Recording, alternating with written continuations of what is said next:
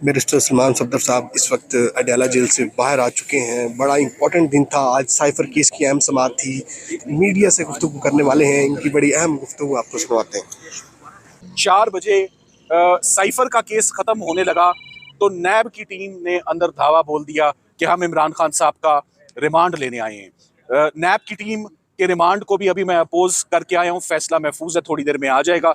सरदार लतीफ़ खोसा साहब भी कुछ देर पहले अंदर गए हैं, मगर उससे पहले काफ़ी बहस इसके ऊपर हो चुकी है। और मेन जो आज नैब अंदर आई है वो शायद इसीलिए आई है कि साइफर का केस उनको कमज़ोर पड़ता हुआ नज़र आ रहा है और साइफर में लग ये रहा है कि मजीद खान साहब की गिरफ्तारी जो है वो जस्टिफाई नहीं हो सकेगी। और सुप्रीम कोर्ट ऑफ पाकिस्तान में, और जैसे कि आज इस्लामाबाद हाई कोर्ट में भी साइफर के ट्रायल को फॉर द टाइम बीइंग उसको रोका गया है। सो इसी के पेश नज़र आज अचानक दूसरी दफ़ा अल कादिर ट्रस्ट में नैब की तफ्तीशी टीम अंदर आई।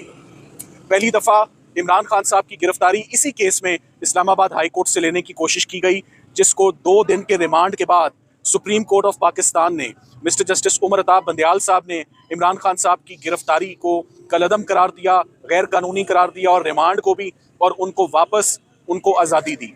सो आज दोबारा नैब एक बंद हुए केस को, एक बंद इंक्वायरी को, मरकजी मुलजिमों को इन्वेस्टिगेट गिरफ्तार किए बगैर दोबारा दूसरी दफ़ा उसी मुकदमे में रिमांड लेने आई है, जिसमें पहले उनको एक दफ़ा रिमांड मिल चुका है। इमरान खान साहब शामिल तफ्तीश हो चुके हैं और आज इमरान खान साहब ने खुद बहुत ज़्यादा अल कादिर ट्रस्ट के केस में जज साहब से उन्होंने खुद एड्रेस किया और काफ़ी एग्रेसिव होकर उन्होंने केस अपना आर्ग्यू किया। इससे पहले उनकी मैंने ये एग्रेसिवनेस एक केस में और देखी थी। मुकदमे तो 100-150 हैं। जब जिले शाह का भी केस उनके ऊपर डाला गया था तो उनको काफ़ी तकलीफ हुई थी। आज भी मैंने उनको काफ़ी जो है वो तकलीफ में देखा कि उन्हें फाइनेंशियल करप्शन के केस में उनको मुलव्वस करने की दोबारा एक दफ़ा नैब कोशिश कर रहा है 100 दिन की गिरफ्तारी के बाद। और आज नवंबर पिछले साल की हुकूमत गिराने के बाद आज नैब दोबारा आ गई है गिरफ्तार करने। जब चेयरमैन के खिलाफ कितने मुकदमात और कितने जजेस ने समाअत की है और अभी जिस समाअत से आ रहे हैं उसका अहवाल बताएं। आपने दुरुस्त कहा कि आज सुबह हम पूरे 9 बजे कोर्ट में अंदर एंटर हुए हैं और अब गालिबन शाम के 6 बज रहे हैं। सो तकरीबन 9 घंटे जेल में वक्त गुजारने के बाद, मगर इन 9 घंटों में सिर्फ काम हुआ है। जो सबसे हैरान कुन बात है वो ये है कि सुबह 9 बजे इमरान खान साहब दहशतगर्द थे और दहशतगर्दी के मुकदमात की 3 की ज़मानत पर बहस हुई और वो जैसे 11:30 बजे ख़त्म हुई तो 11:30 बजे साइफर का मुकदमा शुरू हुआ और वो एक मुल्क दुश्मन अनासर के तौर पे उनको ट्रीट किया गया और नेशनल सिक्योरिटी के अगेंस्ट उन्होंने एक्शंस लिए। उस इल्ज़ाम के ऊपर आज मिनिस्ट्री ऑफ फॉरेन अफेयर्स से 2 गवाह आए जिन पर एग्जामिनेशन चीफ और जिरा चलती रही और जज साहब आज दोबारा इसी भरपूर कोशिश में थे कि किसी ना किसी तरीके से आज ही पूरे का पूरा ट्रायल कंक्लूड हो जाए, चाहे सारी रात यहाँ पर बैठना पड़े। कि आज अदालत ने जहाँ प्रोसीडिंग्स की वो एक बहुत बड़ी कोर्ट थी बैडमिंटन की, और इस कोर्ट में आज से पहले मैंने ही बतौर वकील मोहतरमा बेनज़ीर भुट्टो की असैसिनेशन का केस इस अदालत में चला था और इसी केस में आज से तकरीबन 10-12 साल पहले अजमल कसाब का केस चला था। सालों साल ये केसेस चले थे मगर इसमें फैसला नहीं हुआ।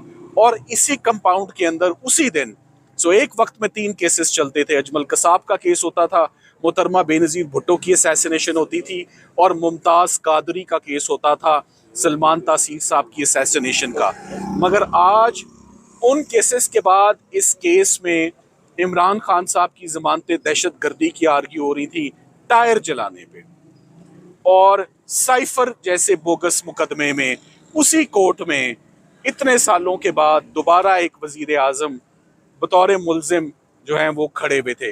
तो ये बड़ा अफसोस हुआ कि ये वो कोर्ट है जहाँ पर डेंजरस, डेस्परेट और हाई प्रोफाइल केसेस को प्रोसिक्यूट किया जाता है, ना कि एक फॉर्मर प्राइम मिनिस्टर को टायर जलाने के इल्ज़ाम में या जो दफ़ा 144 के मुकदमे उनकी ज़मानतों के लिए ये अदालतें या ये कोर्ट्स इस्तेमाल किए जाएं। तो आज वो हुआ। मगर आज इमरान खान साहब को और शाह महमूद कुरैशी साहब को अपनी फैमिलीज़ के साथ मिलने का बहुत टाइम मिला। सुबह 9 बजे से लेकर आप समझ लें 5:30 बजे तक इमरान खान साहब की अपनी बेगम साहिबा से भी और अपनी तीनों बहनों से भी और अपने एक भतीजे से भी और अपनी पूरी कानूनी टीम से भी उनकी बहुत लंबी इंटरेक्शन रही 9 से लेकर शाम 5 बजे तक। मगर ये नॉर्मल सर्कमस्टांसेस नहीं है। हम बतौर वकील इस वक्त पैनाडोल की भी ज़रूरत है, चाय की भी ज़रूरत है, और ना हम इस तरह कभी काम कर सके हैं ना कर सकते जैसे काम करवाया जा रहा है। सो ये ना सिर्फ इमरान खान साहब को कैद में रखा गया, मैं कहूँगा उनकी लीगल टीम भी अंदर कैद में थी। हमें अभी 6 बजे रिहाई मिली है तो हम आपके पास आए हैं। तो आज सारे दिन में एक ही शख्स के खिलाफ दहशतगर्दी भी है, नैब भी है, साइफर भी है।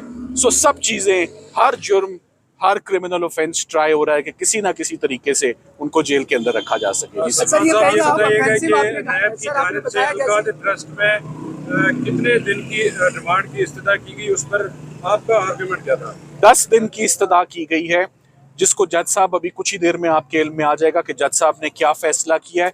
मगर जज साहब ने इमरान खान साहब के आज अपने दलाइल उसमें बहुत ज़बरदस्त सुने, जिसमें उन्होंने कहा है कि 1 रुपए का या 1 आने का भी बेनिफिट मुझे या मेरी वाइफ को अलकादर ट्रस्ट में नहीं हुआ।